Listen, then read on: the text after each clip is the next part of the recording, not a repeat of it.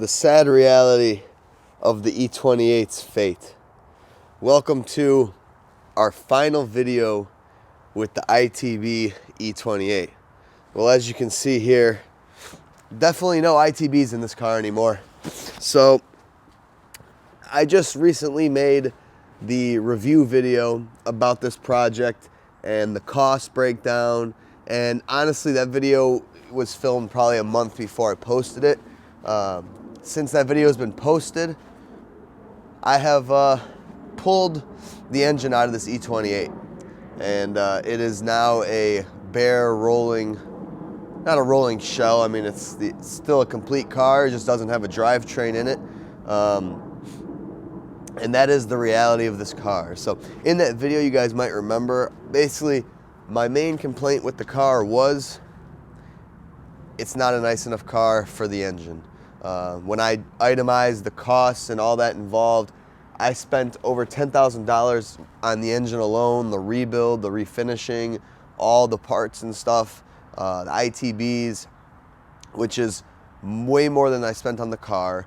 And you know, this car was a personal project that I honestly wanted to keep and make it a really cool E28, but as life gets in the way, my business since starting this car has taken just leaps ahead. You know, when I was prepping this car for the build series and all that, basically I was doing moderate, low-level flipping of cars and basically my personal projects, as you guys have known for all this time. But you know, since, you know, the summertime, I've advanced, right? I got high-end imports. I got, you know, really special cars coming in to where, you know, space means a lot to me now, and it always did, but even more so now. And I just couldn't justify like keeping this car and dumping any more money into it because it already cost me, like I said, $20,000 plus to build it, you know, including the price of the car.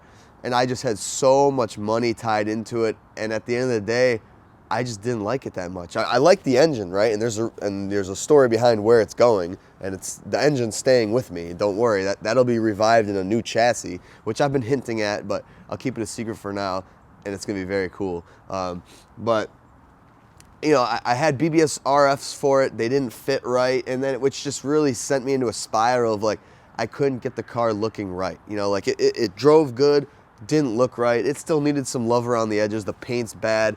So I tried to sell it because I wanted to basically free up all my money and space. And I thought, all right, you know, I could probably make my money back, and then whatever, I built a car, I made all my money out, move on to the next one. Well, got to a point where this thing sat on Marketplace for months and months and months, not a single interested party. I mean, no one, not even people that were like coming to see it and didn't want it. I mean, not even. The only messages I was getting, which I'm appreciative of, was people that recognized the car from the channel, and that means a lot to me. So I appreciate those comments, and that's cool and all, but no one actually wanted to buy the car. And I understand that when you have an E28 that really looks not that nice, and it's a 528E, regardless of a nice drivetrain, it's kind of like no one wants to spend 20 grand, and then at the end of the day, they have a completely modified, you know, poor condition exterior, you know, car. You know, if people are spending 20 plus on an E28, they want an M5 or they want like a mint low mileage 535 IS. That's not for everyone. It's kind of like turbo cars. They're kind of hard to sell once they're built because not everyone wants to take on someone else's project and their vision. So I understand that, I recognize that. And unlike people that may just cave and just dump a project at a loss, I refuse to do that simply because I take in too many fun BMWs to where I could repurpose all that expensive stuff. So there's no reason for me to ever give up a drivetrain I spent a year building and a lot of money building when I could use it in something else. So basically it came to a point where I had this thing on Marketplace saying, hey, here's the options, because I already knew the ITB engine was coming out. So that's already out in my shop, tucked away. And then I have, you know, stock B35 from that E34 in the last episode of the $900 E34. Well, I kept the M30, and I said, all right, so I can just put a stock B35 in this since it's already kind of converted for it, and I'll sell it at a much cheaper price. Or to save me the time, the money, and the frustration, I will sell it as a roller, and you can either take the engine and all the swap parts for a certain price, or, you know, even cheaper, take it as is. Well, a gentleman came and actually bought the car, and he's picking it up in the next couple days. And he wants it as is. He doesn't want the engine or anything like that. So he's getting a roller basically on coilovers, and the world is his oyster for the drivetrain. So, which is fine, whatever. I would have liked to have gotten rid of an M30, but I'll have 6 at the shop. It's okay.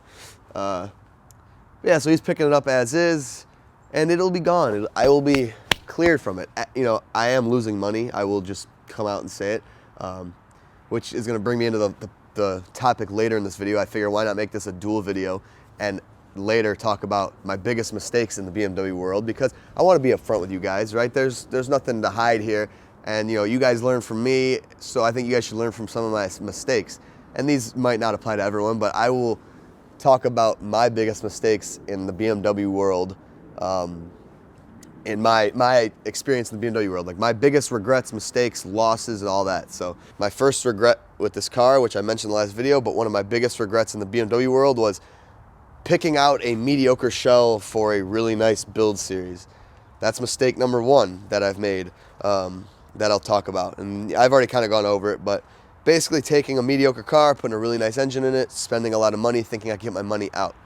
No. If it was a really nice, you know, E30, sure.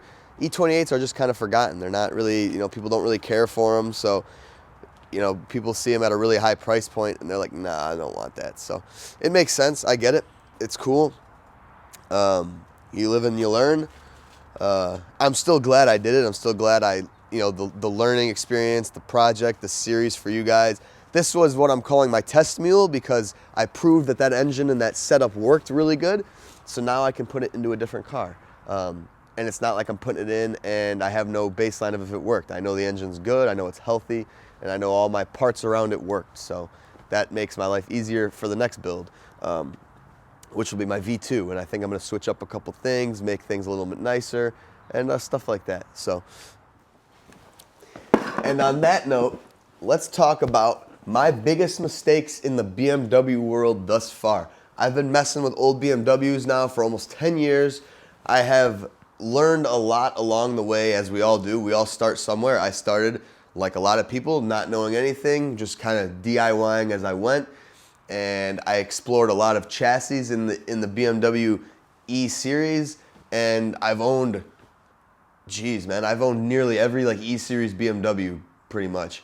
And coming, you know, because of that now, every, let's say pre-2000 E series, anything after 2000, I've only had an E46 and I guess an E39, but I have learned a few things. I've learned a few chassis I like to avoid. I have learned a couple tactics to help you from losing money. So I'm not gonna get too into it. I just wanna tell you guys basically a couple of my biggest regrets in the BMW world. And some of these, you guys were there for them, so that should make it even funner. So my first regret, and basically I'm going by a specific car, but this first one's actually going to fall into the realm of a complete series of cars and the broad range, and that is 7 Series. My biggest regret is every single 7 Series I have ever bought. And I know that might sound crazy. People love the 7 Series. They are, in the terms of making profit and like finding nice ones, not the best car, because those things are all beat up so bad when they're in that cheap price point. And mind you, I'm talking like 7 Series I bought, you know, 6 years ago when I was buying cars for $1,000 and under. Oh my God! I mean, you can imagine $1,000 7 Series, what that means. Nightmares. Every single one, every single 7 Series I've had has needed more work than nearly any other car, no matter how dilapidated. Always need a ton of work. 7 Series is among the only series of BMWs, only cars I've ever owned that I've either lost money or struggled to break even. Luckily, I tend to be pretty smart, and I kind of know what will get profit and what won't. And even cars that weren't intended for profit, I can turn a profit on them. Every single 7 Series I have fought for my life to make money on, and most of them I've lost. I've only owned, I think, 3 or 4. So my only successful 7 Series was the first one I ever bought, which was a 5-speed E32. No, it wasn't 5-speed, it was an auto. I had a auto black E32 735i.